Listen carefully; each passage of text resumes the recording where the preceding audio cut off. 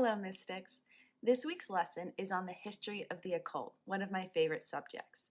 However, it is a massive subject, one that scholars, academics, and mystics are still trying to piece together.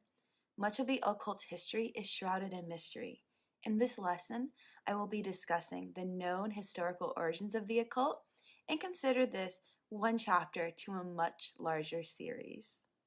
The word occult comes from the Latin word occultus, which means hidden or secret, the information of the metaphysical or invisible world. The reason this information was kept secret for so long was because many ancient cultures believed it was frivolous to give away wisdom to those who had not been initiated or gone through trials. It is believed, still in some modern practices, that a magician must earn the right to be part of a magical tradition. One is not inherently deserving of the hidden knowledge. Many of us are familiar with the famous line from Spider-Man, "With great power comes great responsibility." This same concept resonates within the occult. To be worthy of learning the secret knowledge, you must be willing to have diligence and persistence, but also to be ethically conscious of what you are doing. Many secret societies in their initiations make the initiate not only swear to secrecy, but also to uphold high moral standards under the penalty of death. The occult is always shifting and morphing because it is a tradition that has been largely taught orally and, of course, in secret. In modern times, the word occult is used often rather foolishly. The occult category extends to a wide range of beliefs, from witchcraft to working with entities such as your ancestors or spirit guides, demons, or the Fae, to parapsychological experiments and UFO abductions, to vampire legends. It goes on and on. It is important to understand that the ancient people have a different perspective of spirituality than we do. In ancient times, it was almost impossible to parse daily life from spiritual life. It was all interconnected.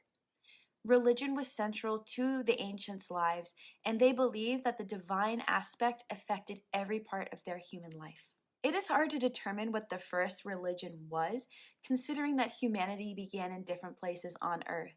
But here are some of the most ancient religions, and some which are still around today. Many of these religions are Eastern-based. In the latter half of this video, I will be talking about Western esotericism. Hinduism, founded between the 15th and 5th century BCE. Unlike many religions, Hinduism does not have one founder. Rather, the religion is based around the Vedas, 4 texts compiled between the 15th and 5th centuries BCE on the Indian subcontinent, and perhaps some of the oldest texts in the world. Hinduism may not be a unified religion per se, but rather it is organized into a distinctive belief system following the same central traditions. Zoroastrianism, founded between the 10th and 5th century BCE.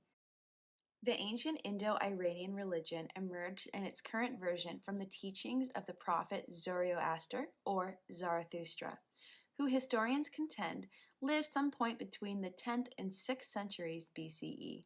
This religion is extremely influential over the development of the Abrahamic religions. This religion survives in parts of Iran, India, and Iraq to this day. Judaism, founded around the 9th century BCE.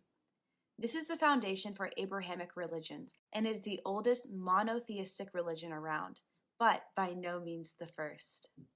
The first is alleged to be a variation on an ancient Egyptian faith called Atianism, which disappeared around the 4th century BCE. Judaism originated in the kingdoms of Israel and Judea, which appeared around the 9th century BCE.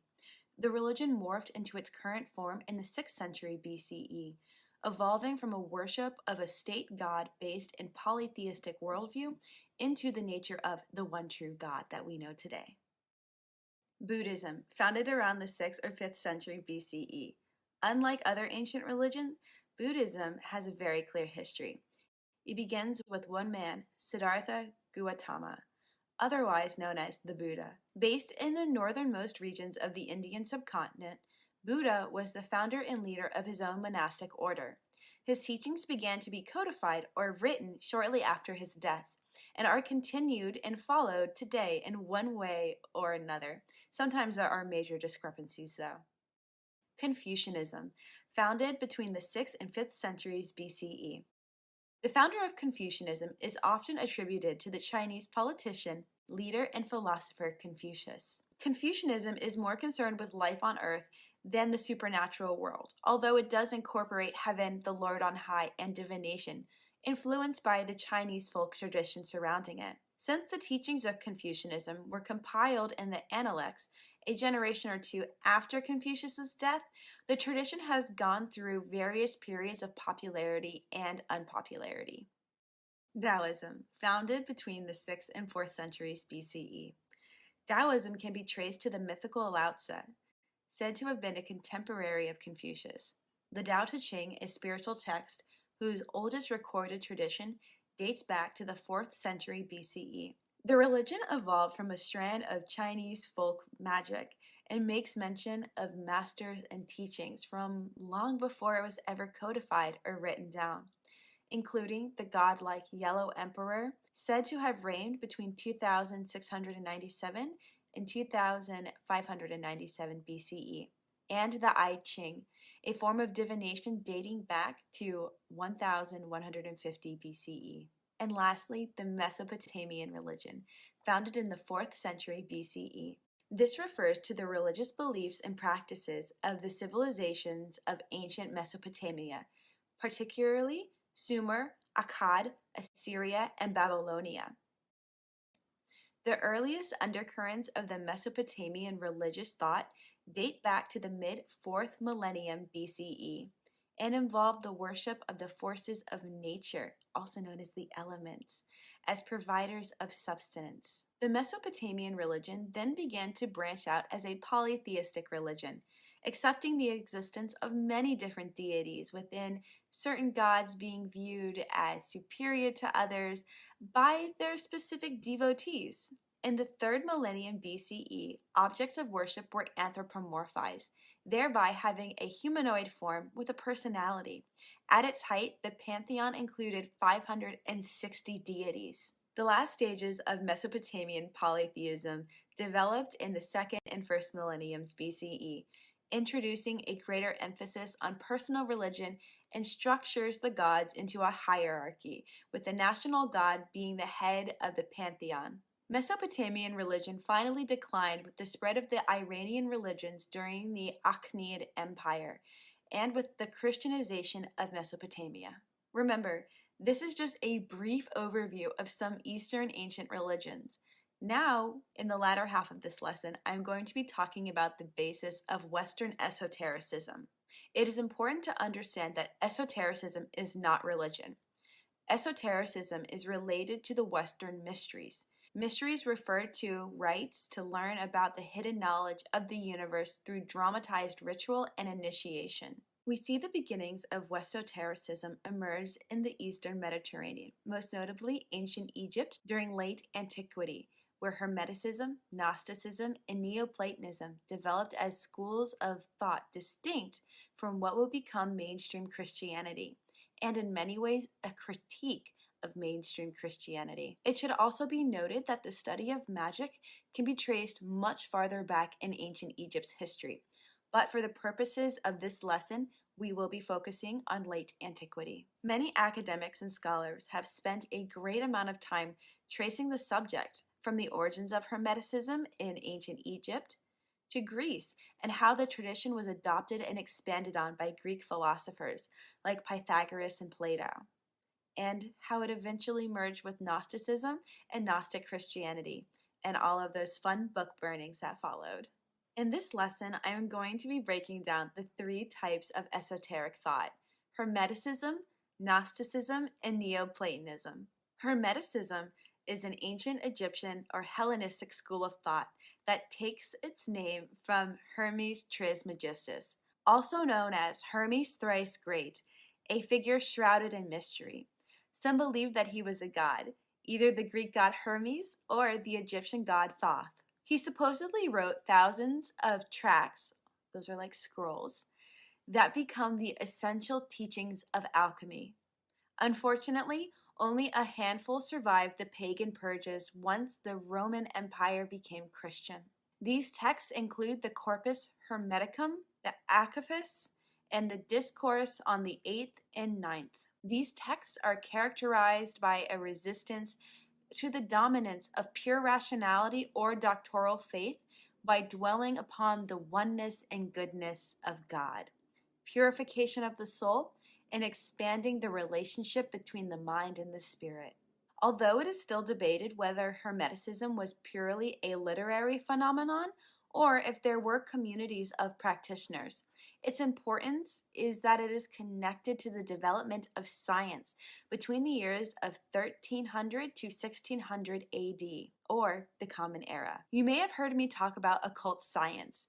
The prominence of occult science gave way to the idea of influencing or controlling nature, leading many scientists to look into magic and occultic arts like alchemy and astronomy, which thought that they could put nature to test by means of experiments. One of the most famous lines to come out of Hermeticism is "as above, so below, as within, so without, as the universe, so the soul." This very famous phrase comes from Hermetic lore, specifically in the Emerald Tablet. The basic interpretation of this quote is that it is a recipe for the transmutation of matter, i.e., lead into gold. But it is much more complicated than that. As above is the macrocosm, the universe, and we, the humans, so below, are the microcosm. The same chemical energies found as above in the stars, such as phosphorus, hydrogen, sodium, sulfur, magnesium, and iron, are also found so below, amongst all living organisms, including humans. Manly P. Hall said, "We are the gods of the atoms that make up ourselves, but we are also the atoms of the gods that make up the universe." Paracelsus says that man's spirit comes from the stars and his soul comes from the planets, his body from the elements. And most recently, Carl Sagan put it quite simply, we are made of star stuff. Another tradition of esoteric thought in late antiquity was Gnosticism. In the early days of Christianity, there were no unified church or teachings. Gnostics were various groups, sects, or cults that emphasized personal, spiritual knowledge, known as gnosis, over orthodox teachings and traditions, and eventually they challenged the authority of the church. Gnostic writings flourished among certain Christian groups in the Mediterranean world until about the 2nd century, where the fathers of the early Catholic Church denounced them as heretics. The broad overview of this esoteric tradition is that the divine light had been imprisoned within the material world by a malevolent entity known as the demiurge, who served a demonic helper known as the archons. It was a Gnostic belief that humans who were imbued with divine light should seek to attain gnosis and thus escape from the world of matter and rejoin the divine source. Remember that there were various sects and cults, and it is hard to define the Gnostic beliefs as a whole group. The third and final form of esotericism in late antiquity was Neoplatonism, a school of thought influenced by the ideas of the philosopher Plato. Neoplatonism believes that the human soul had fallen from divine origins onto the material world, but it could progress through a number of hierarchical spheres of being to return to its divine origins once again. The later Neoplatonists performed theurgy, a ritual practice attested to sources such as the Cauldron Oracles. Scholars are still unsure of precisely what theurgy involved, although it was known to involve a practice designed to make gods appear, people who could raise the theurgist's mind to the divine reality. Neoplatonism had an enduring influence on the subsequent history of philosophy. In the Middle Ages, Neoplatonic ideas were studied and discussed by Muslim, Christian, and Jewish scholars. Neoplatonism also had a strong influence on the perennial philosophy of the Italian Renaissance through the 19th century Universalism and modern-day spirituality and non-dualism. Neoplatonism underpins the mystical traditions in all three major Abrahamic religions. Again, Remember, this is a brief overview of what the occult history looks like. Sadly, due to secrets kept in these traditions and the loss of primary sources, some knowledge will never be able to be obtained. And what exactly the occult world looked like in antiquity will remain a mystery to us. If any of these traditions piqued your interest, I suggest Googling the sacred text of that tradition and dive right in. I have listed a bibliography so you can start there. Thank you for joining me on our first lesson on occult history.